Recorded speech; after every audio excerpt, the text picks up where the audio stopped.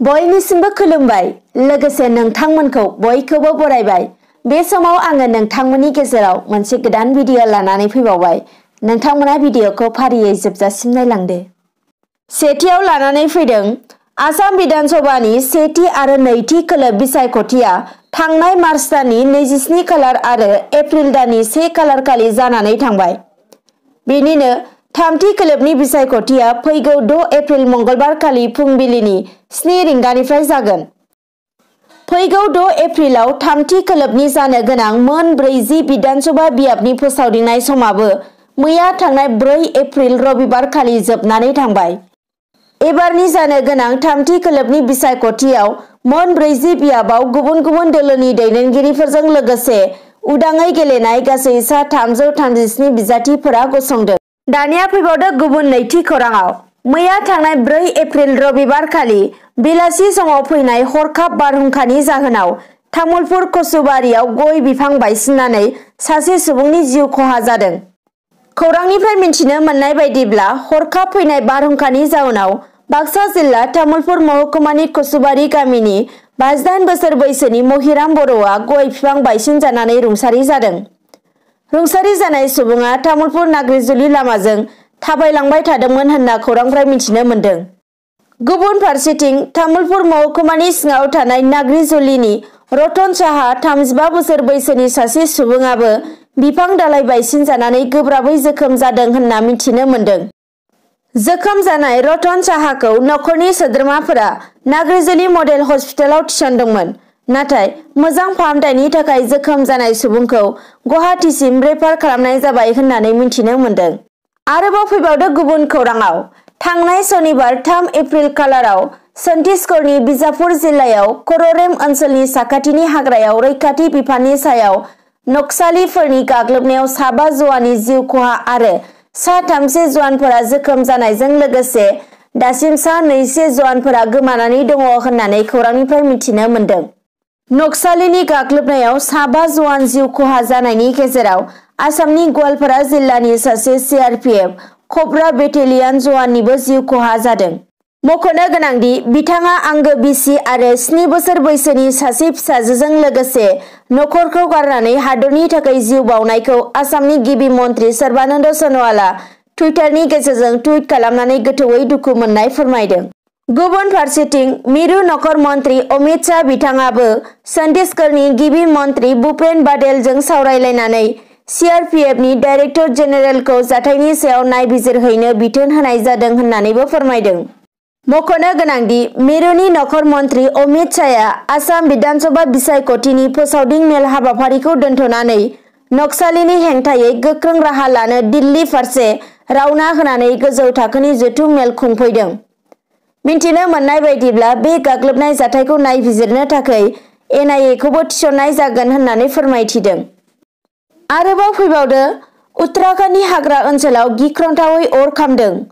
मिन्थिनो मोननाय बायदिब्ला 24 घन्टा अर खामनायनि जाउनाव दासिम 4 सुबुंनि जिउ खहा जानायजों लोगोसे मा 7 जुनारनि जिउ खहा जादों होनना मिन्थिनो मोन्दों।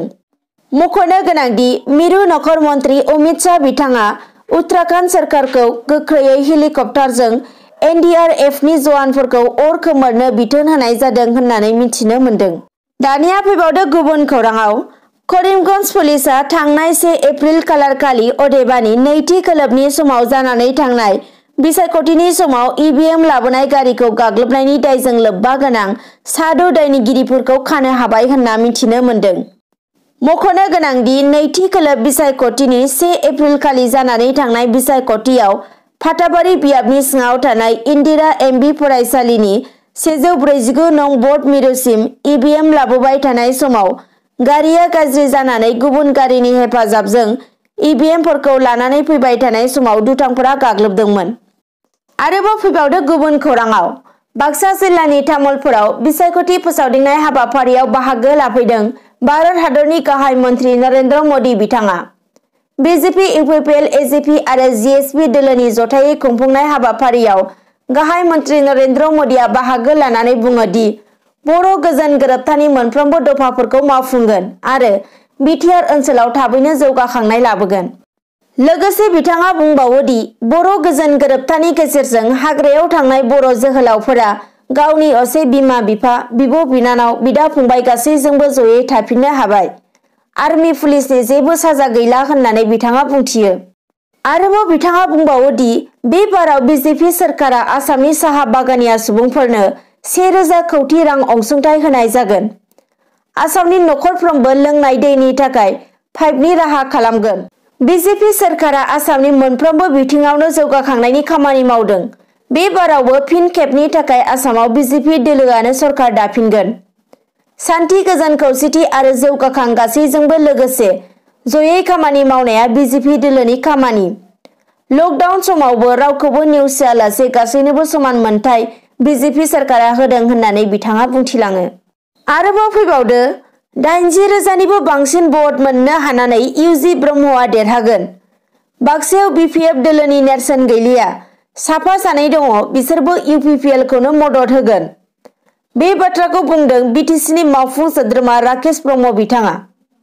दानिया फैबावदो मैया थांनाय 4 एप्रिल रबिबार खालि थामथि खोलोब बिसायख'थि भट होनायनि सिगांनो गोबां बिबांनि जौ हमनो मोनदों बाक्सा पुलिसआ। बिजिरगिरि मनज दलेनि दैदेननायाव फ्लाइं स्क्वाडनि हानजा आरो निकासि पुलिस बादानि इनचार्ज आकाश रायनिनि जुथाइ सिग्रोमनायाव बोखांनो हानाय जायो गासै 19था जौनि कार्टुनफोरखौ।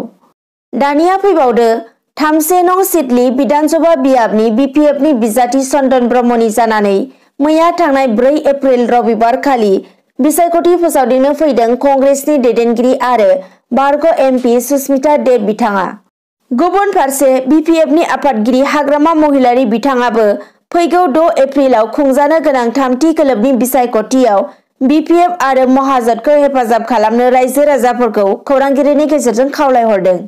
आरोबाव फैबावदो गुबुन खौराङाव आसामाव फिन बिजेपि एजेपि आरो इउपिपिएल दोलोनि सरखार जागोन। बियो रोखा। रायजो राजाफोरा गोसो मोदोम जिउ होना बिटिआर ओनसोलाव इउपिपिएल दोलोनि बिजाथिफोरनो भट होगोन होननानै रोखा बुंथियो बिटिसिनि गाहाय मावफुं सोद्रोमा प्रमद बर' बिथाङा।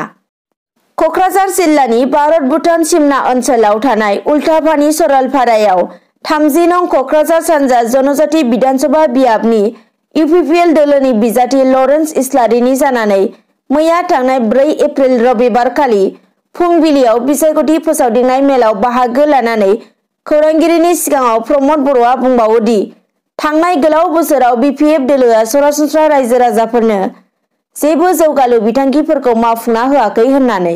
दानिया फैबावदो जोबथारनाय खौरां। क'क्राझार जिल्लानि पुलिस बिबानगिरि राकेश रशना क'क्राझार सानजा जनजाति बिधानसभा बियाबनि बिपिएफनि बिजाथि प्रमिला रानी ब्रह्मनि न'आव हरखाबै हाबफैदों। बिपिएफ दोलोनि बिजाथि प्रमिला रानी ब्रह्मनि न'आव हाबफैनानै सियार टेबोल बायदि मुवा बेसादफोरनि सायाव गाग्लोबफैदों होनना मिथिनो मोन्दों। बेजों लोगोसे प्रमिला रानी ब्रह्मनि देहा बेंग्रा सासे पिएसअ नबज्यति कलिता आरो बिएसइउनि सासे सुबुंखौ हमना लांदों होननानै खौरांफ्राय मिथिनो मोन्दों। लोगोसे खौरांगिरिनि सिगाङाव बे जाथायखौ लानानै प्रमिला रानी ब्रह्मआ गोख्रों रावजों सोंखारिदों। दिनै फुंबिलिनि खौरांफोरा बेखिनियानोसै। नोंथांमोनहा जुदि भिडिअखौ नायनानै मोजां मोनदोंब्ला लाइक, कमेन्ट, शेयार, साबस्क्राइब खालामनो दाबाव। एसेनोसै, गोजोन्थों।